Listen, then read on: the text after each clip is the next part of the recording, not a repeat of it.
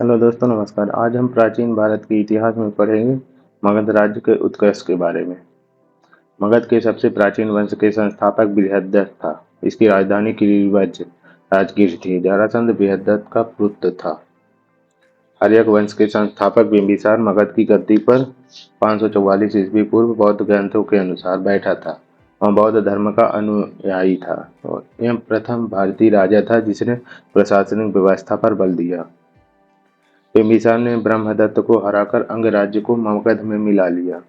बिंबिसार ने राजगृह का निर्माण कर उसे अपनी राजधानी बनाया। बिंबिसार ने मगध पर करीब 52 वर्षों तक शासन किया। महात्मा बुद्ध की सेवा में बिंबिसार ने राजवैद्य दीपक को भेजा। अवंती के राजा प्रद्योत जब पांडु रोग से ग्रसित थे, उस समय भी बिंबिसार ने दीपक को उनकी सेवा शुश्रूषा के लिए भेजा था। बिंबिसार ने वैवाहिक संबंध स्थापित कर अपने साम्राज्य का विस्तार किया। इसने कौशल नरेश प्रसेनजीत की बहन महाकौशला से, वैशाली के चेटक की पुत्री चिल्लना से तथा मध्य प्रदेश आधुनिक पंजाब की राजकुमारी क्षेमा से शादी की।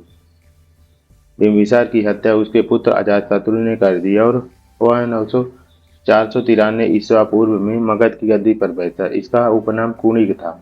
वह प्रारंभ में जैन धर्म का अनुयायी था। अजातशत्रु ने 32 वर्षों तक मगध पर शासन किया। अजातशत्रु के सुयोग्य मंत्री का नाम वारास्कर था।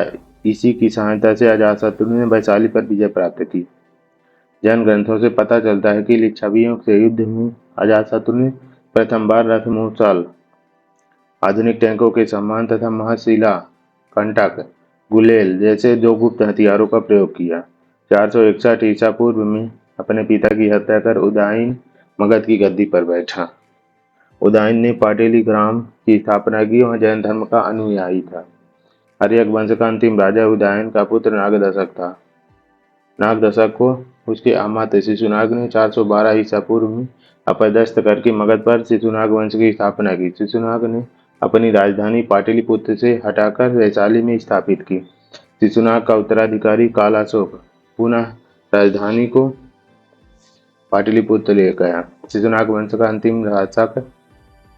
अंतिम राजा नंदिवर्धन था। नंद वंश का संस्थापक महापद्म नंद व अंतिम शासक घनानंद था। यह सिकंदर का समकालीन था। इसे चंद्रगुप्त मौर्य ने युद्ध में पराजित किया और मगध पर एक नए वंश मौर्य वंश की स्थापना की।